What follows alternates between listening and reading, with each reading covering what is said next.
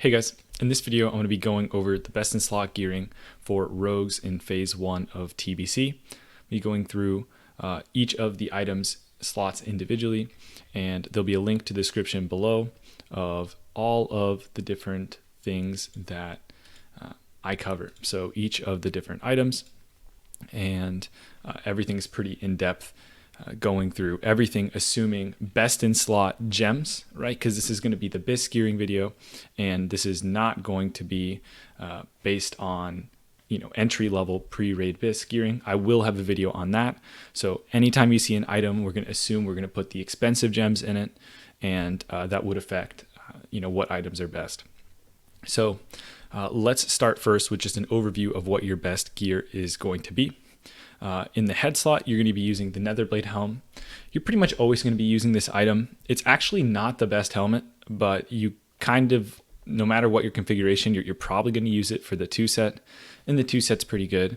And the other helmets that what we'll get to are going to be, and I guess I'll make it more in-depth when I get to each item, but you're going to use the Netherblade Helm for the 2-set, in combination with the Netherblade chest. Now, some people are going to be able to use Terra Weave, but because this is a world boss epic, I did not include it in the default setup of gear. But if you want to be truly BIS, you're going to use Terra Weave chest, and you're going to swap out the legs for Netherblade.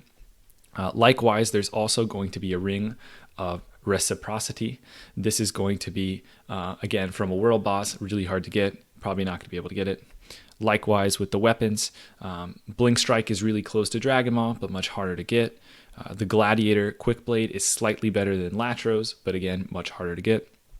So this is going to be the configuration that most people are going to be able to reach when it comes to BIS gearing. And when it comes to the wrists, these Shardbound bracers might not be out because of Ogre Law rep. Instead, you might use Nightfall wrist guards. But that's the gist of it. 2-set Netherblade with the head and the chest. You've got Choker of Vile Insight and Drape of the Dark Reavers. These are both really good, even going into tier 5. You might not even replace them in tier 5. I know I probably won't. You're going to use the Wastewalker 2-set with the shoulders and the gloves. For your belt, you're going to have Girdle of the Death Dealer, which is really good. It's actually from a heroic. You don't even have to get it from raid. The legs are going to be Skulker's Greaves, again, if you can't get Terra Weave. And these are really good, especially because they just have a ton of hit. You can slap 3 hit gems in them, and it already has a really high hit rating. So very, very good legs. The boots are going to be Edgewalker long boots. And for the rings, you've got the 2 rings from Kara. And then for Trinket, obviously Dragon's Might Trophy is super good, but might be hard to get. And then you've got Bloodlust Brooch. And then lastly, for the bow, you've got the Sunbow of the Phoenix from Prince. So let's get into each item individually and kind of go into detail. Now, the weapons are going to be the most subject to change, and I'd heavily recommend following along with the link in the description and maybe checking back in as we get more information on, for example, the proc of Blink Strike, and maybe after more testing's done with Dragon Maul. It has been out on the beta, so some of these numbers should be fairly, safe to track. But stuff like Blink Strike and Blade Fist, we might know more about the proc in the future. But as of right now, for the weapons specifically and the trinkets that are more proc based, I'm going off of the Simon spreadsheet, and I will have a link to the Simon spreadsheet in the description below. And let's get right into the weapons. So the long and the short of it is, these are the best 5 weapons in the game. They're really good. You've got Dragon Maul, Blink Strike, the Gladiator Sword, Spy Blade, Hope Ender, in this order. Now, again, depending on the proc rates of Blink Strike and Dragon Maul, we could easily see, the Slicer and Spy Blade ending up being best in slot. They are very close, and any of these weapons would be great to pick up. Going down a tier, you're going to get weapons that are going to be a decent bit, a big drop off, I would say. And another thing to mention is every time you see a weapon that's not a dagger, remember that we're going to be using a sword in the offhand. And that's because sword spec is really good, and it's way better than mace spec and fist spec. And there's really not that many good offhand fists and maces anyway. So you're going to be using a sword, either like Latros Shifting Sword or the Gladiator Sword in the offhand. So that is how all these numbers were calculated. So moving down, you're going to see that the unupgraded Dragon Maw is still quite good. You've got Blade Fist, which is from Heroic Shattered Halls. This is another great option. You're going to see the Gladiator weapons, and you'll notice that they're significantly worse than the Gladiator sword. So, I mean, if you had to choose, obviously, you're going to pick the Gladiator Slicer every time. But just in case you wanted to see how it stacked up, how big of a difference it is between a sword and like a fist weapon or a mace that are otherwise very close. That's a great way to identify like how much better swords are just in general than fists and maces. We've also got Vindicator's Brand, which you can get from Aldor Reputation. Malkazine, I wanted to go at least to this tier because there's plenty of weapons to look at, but I want to talk about Malkazine because it's obviously a dagger, and this is the first dagger you see on the list. And if you do pair it with another good dagger, either Gladiator Shiv or Searing Sunblade, you're actually going to notice that the daggers can be pretty decent as well. And at the very least, if you do not have something like Vindicator's Brand yet or anything better on the list, you can actually use a dagger to decent success. Now, problem is this is, drops from Prince, and this is the best dagger there is. But with that said, if you do get a dagger drop, depending on what you have, you can actually use it right away, especially if you're not going to go blacksmithing, especially if you're not going to get the Aldor Reputation. But keep in mind that if you are planning to go Aldor Rep or you are planning to go blacksmithing for the hammer, it doesn't look like daggers would ever be worth using if you're going to go for those items. But if you're someone that's holding out for a Spike Blade to drop and you're not going down the Vindicator Brand, Drakefist Hammer, or Blade Fist route, and you do get Malkazine to drop in raid, you can actually use it and actually do more damage than you otherwise would if you had, for example, just a pre-raid best in slot sword like Edge of Cosmos, or that's probably the best example, or something like Gressel. It would be better to actually play daggers.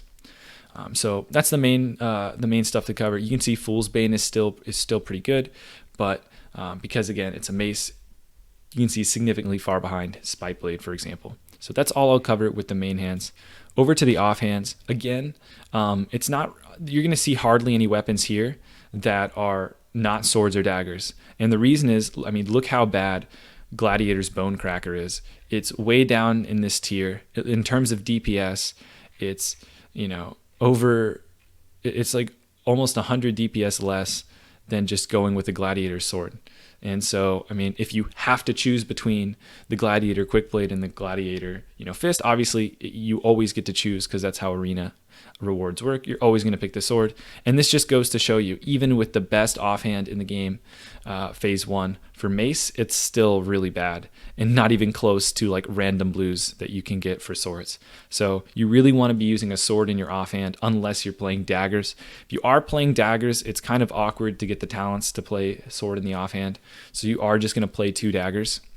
And you're going to see here that there are a couple daggers that are really good. You've got the Gladiator Shiv, you've got the Searing Sunblade, and the Felltooth Eviscerator, even the Warp Splinter's Thorn. A lot of good options for daggers. When it comes to swords, it's just kind of boring because you really should just get Latros. I listed a million different swords in case you want to see where your sword stacks up as you're leveling, but really just get Latros.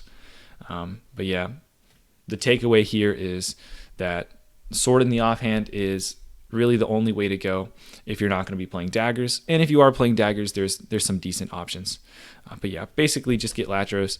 Don't bother crafting in a really expensive blacksmithing weapon just for your offhand. Obviously the mace would be better, but this is from blacksmithing and it's not even better than Latros. Important to note when you're looking through all these items is that the speed is really important. You want a really fast offhand because we're going to be playing combat with combat potency. And even if you were to play something like Mutilate, a fast offhand is still good because you get more poison procs, even though you get a little bit less damage from pressing Mutilate. But it would be a little less important to have a really fast weapon if you were playing Mutilate. You kind of just would use the best offhand available.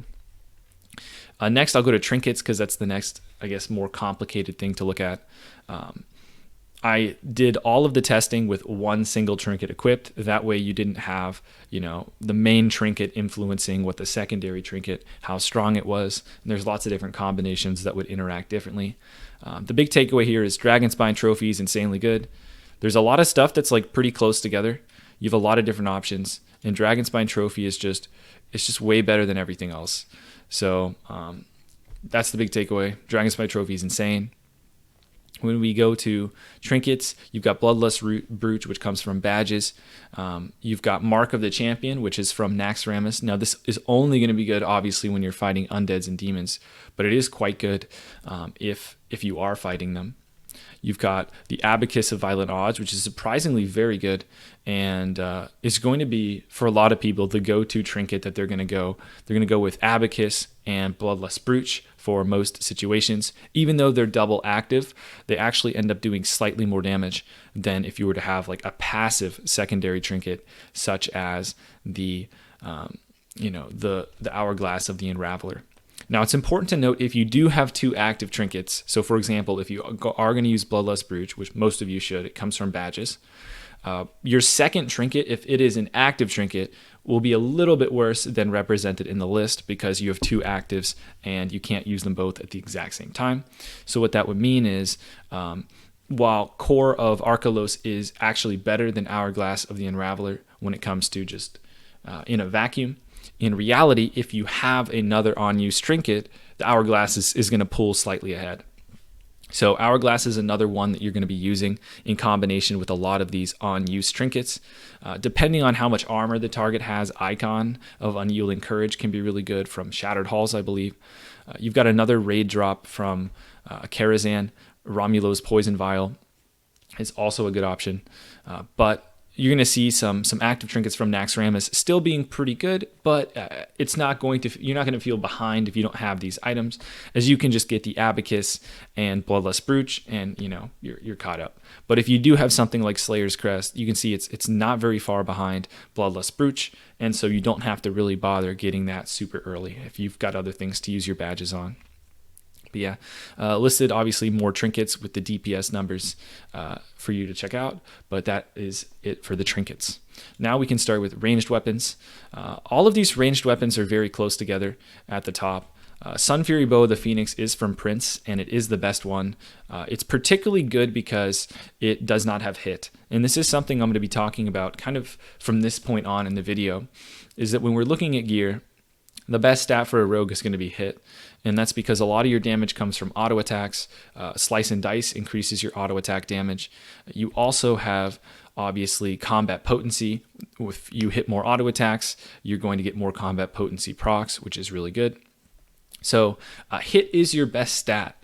But what that means is you're actually going to want so much of it that you can really easily hit the hard cap for hit. You can actually, if you put all of your gems as hit and you even following set bonuses as it's worth it to do so, you're going to hit hard cap of hit pretty quickly if you're bis geared or if you're getting close to bis gear. So really any item that is very close in damage, in this case the bow is slightly more damage than Marksman Bow, actually is a little bit more of a hidden benefit than you'd think, because it allows you to itemize more hit in terms of gems and gain more damage that way. So even though the Sun Fury Bow of the Phoenix is just a tiny bit better than Marksman's Bow or Veteran's Musket, and I still wouldn't focus on this, and this is something that I think would benefit a hunter obviously much more. Even though it's still a tiny upgrade, these kind of upgrades might be a little more significant than you'd think, because it helps you with hit issues, and it's really easy to cap out on hit. So moving past that, you have the next tier. You get a World Boss item, probably not going to pick this one up. And you've got a few different options that are all close together. Mama's Insurance being incredibly easy to get and something I would recommend picking up. Something to note, you might want a thrown weapon, and the best thrown weapon is Spine Sever. And after that, you've got Xavian Stiletto from Ilhoof and a blacksmithing thrown weapon. This is a BOE, by the way. It's from like pickpocketing. But if you can get a thrown weapon, that would be beneficial, because there are going to be some fights where you want to use Deadly Throw, specifically because there are a pair of gloves that have the equip effect that says causes your deadly throw ability to interrupt spell casting and prevent any spell in that school from being cast for 3 seconds. So basically, you might be in a situation where you want to interrupt enemies on a fight if there's heavy interrupts or your group is lacking kicks. And if you do slot in these gloves to help your group with interrupting, well, you're going to need to have a thrown weapon or you can't use deadly throw. So might be worth your time to keep an eye out for a decent thrown weapon as well. But that's it for the ranged weapons. On to the helmets. Now for helmets, I kind of did a quick little preview at the beginning, but I can get into more depth. Netherblade helmet actually, in terms of stats alone, is like the 4th best helmet. But because it's only slightly worse than Mask of the Deceiver, Malefic Mask of Shadows, and Cowl of Defiance, you can get the 2 set, which increases duration of your slice and dice by 3 seconds. And that is going to be actually pretty good and worth using Netherblade Head over these other options because of that 2 set bonus. Now, it's also worth mentioning that this helmet should be easier to get than than Cowl of Defiance or Malefic Mask of Shadows, because other people are going to want those items from Karazhan. So this will also be a good idea to take. That way you get more priority on other items. Besides that, you've got Stealther's Helmet of Second Sight is an incredibly strong helmet to keep an eye on as well. And as we're going through, the Wastewalker set, I'll be talking about it. It's really insane. The 2 set gives you 35 hit rating. Basically, the 2 set is so powerful that you're going to want to equip it pretty much no matter what. And if you have the shoulders at the very least. And so as you're building up your character, if you don't have the perfect configuration, it is going to be worth it to use Wastewalker items, even if you might not have the ideal configuration.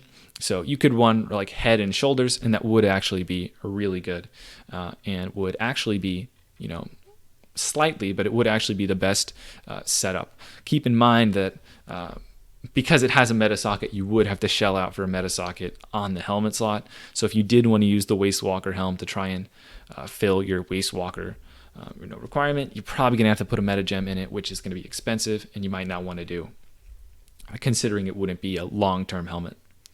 Moving on to necks, you've got the best necks are going to be Choker of Vile Intent and Amulet of Bitter Hatred. Now, they're actually the exact same, and this amulet comes from a boss in Slave Pens during the, I think it's like June to July Lunar Festival or something like that.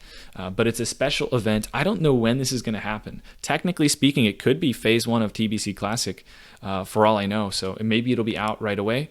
But if not, you can get Choker of Vile Intent from badges. And between these 2 necks, you can use this item into Phase 2, and it is going to be something that you probably aren't going to replace even in Tier 5. You'll probably take this into Tier 6 and replace it then.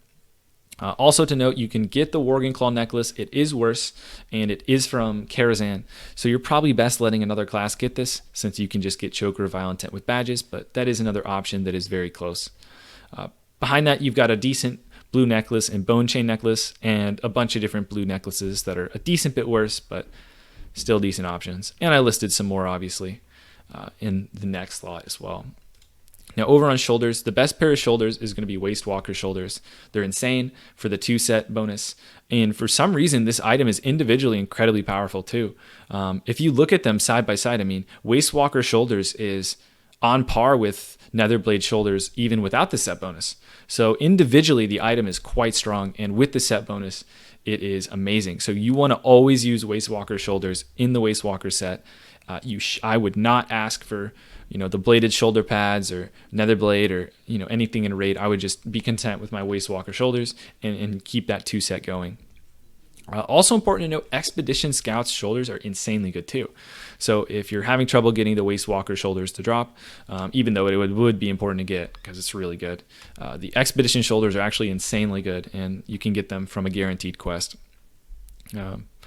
Bunch of other options listed below, but obviously these are the best ones. On to the Cloak. Now, the Cloak, you have Drape of the Dark Reavers. This is Bis, and again, another item that you're going to be using in Tier 5 and probably not replacing until Tier 6. There are other items that are like kind of equivalent to it in Tier 5, but you probably should just stick with this and, save your DKP or priority in your guild, or use your soft reserve on something that would benefit you more depending on what loot system you use. But yeah, Drape is the best by far. There's some other good options. Again, down below there are also some cloaks that drop from the same seasonal boss I mentioned before with the necklace that may be out. But other options, you do have a world epic. I wouldn't bother with the battle cloak. I would just get the Akanai Death Shroud. It's only slightly worse, and it's quite good until you can get the Dark Reaver Drape as well. On to the chest. The best chest is going to be Terror Weave Tunic. Again, this is going to be world boss loot, and because of that, you're probably not going to get it. It's also BOE, so I don't even think it would be worth equipping for most players. You'd probably be better off just selling it even if you had it. But Netherblade chest is not too far behind, and with the 2-set bonus with the head and the chest, it frees you up to use a different pair of legs if you can get your hands on the Skulker legs, which almost makes up the difference between these two pieces. So again, I really would not be too bothered by this chest because it's only slightly better, and it's going to be extremely expensive. Beyond that, you've got some other options while you're, I guess, waiting for tier. Again, I wouldn't bother trying to get other raid pieces, but Chest Guard of the Carnivore is an option, but it is just worse than the tier chest. You've got Primal Strike, which is individually pretty good, and with the set bonus can be quite good as well, but we'll get more into Primal Strike as we're going through some of the other slots, and you'll see when we get to the belt why it wouldn't make as much sense maybe to go with Primal Strike when we start getting into raid gear.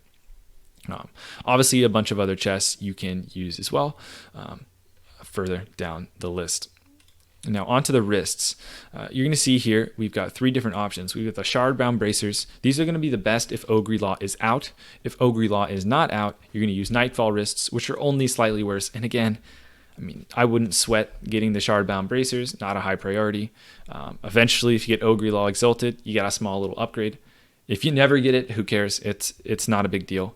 Shardbound Bracers are not going to last you very long. You're going to replace them in Tier 5, and Nightfall Wrists are only slightly behind. Now again, you can use Primal Strike. They're just a little bit worse than the other 2 options. And with the 40 attack power set bonus, you might be tempted. But again, we'll get to a belt and you'll see why. Primal Strike is still definitely good to get early on, especially if you want to jumpstart your gearing, but you may not want to long term, or you may not want to invest the gold based on the belt, which, why not? Let's just skip straight to it. Let's go straight to the belt. You're going to see that Girdle of the Death Dealer is insanely good, and you can get this pre-raid. This comes from a dungeon, and I believe it is Heroic Black Morass. And if you can get this belt, it is actually best in slot, and it is so much better than Primal Strike that it almost renders Primal Strike not really worth using. Primal Strike is definitely not worth using at a BIS gear level in raid, but even when it comes to pre-raid BIS, Primal Strike is going to really, if you can get this belt, it puts a big dampener on the value of Primal Strike. So that is the main reason why in the last items when I was talking about Primal Strike, the 3-set bonus is not as attractive as it looks because you're going to lose about 40 attack power just by using this belt. So if you use Primal Strike belt instead of Girdle of the Death Dealer, you're losing about 40 attack power in stats, kind of nullifying the set bonus. But again, Primal Strike would be something good early on to get you jump started. Now, Grond-Stitched Girdle comes from Gruul. I would pass on this item. I would not bother with this item. I would get the Girdle of the Death Dealer instead from Heroic Dungeons. And even if you can't get that or you're having trouble getting that, I would use Sokrathar's Girdle. It's only slightly worse than the Grond-Stitched Girdle, and I don't think this is worth wasting, valuable DKP or, just wasting the item when someone else in your guild could potentially use it. Listed some other decent options that you can get as well. But on to the gloves. So for gloves, you're going to want to use the Wastewalker gloves. Now, individually, Wastewalker gloves are not amazing. They would be kind of in the 3rd tier of glove choices, but because of that 2 set that gives you 35 hit rating, they're actually insanely good.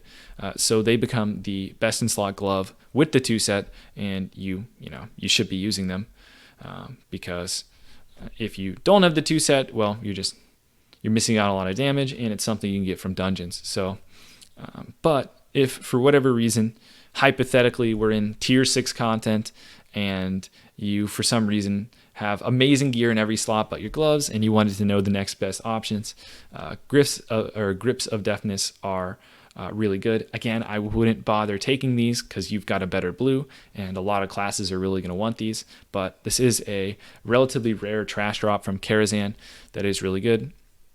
Fell leather gloves are incredibly good if you're just like a fresh level 70. They're a huge jump start, and they're actually really good. So that would be something potentially worth getting. Obviously, Wastewalker are better, but they can jumpstart your gearing, and these are actually really good. So good that I would, again, not really bother with these gloves if they dropped in raid, because the blue gloves are almost as good. Again, I'll just mention again, keep in mind that you might want to use interrupt gloves on certain fights, and I kind of covered that earlier in the thrown weapon section, but you've got 2 options, the blue and the epic gloves, so you do not need arena rating to pull this off if you go with the blue gloves. Next, we've got we covered the belt. Next, we've got the legs. So Skulker's Greaves are going to be best in slot if you do not have Terror Weave Tunic, which again, I think most people will not get. It's important to note that while Skulker's Greaves are not insanely better than Netherblade Breeches, they are better, and there might be some other classes that do want this item, so you might not be able to get your hands on the Skulker's Greaves right away. This is an item that has some merit in the next phase. In Tier 5, Skulker's Greaves are pretty good. The only reason you might not use them, even though they are technically best in slot in Phase 5, is if you end up running a 4 set bonus of the Death Mantle, which is the Tier 5 set bonus. You might not end up using the Greaves depending on your configuration, but these are items that do have some merit going into Tier 5 and are technically individually best in slot.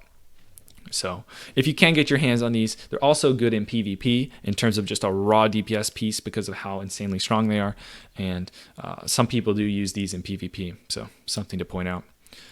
But those are the best 2 legs. There's a huge dropout after that. If you're not using either of these 2 pairs of legs, well, I mean, you should probably try and get them because it's a really big drop off to the next best item, which is just going to be the fell leather legs.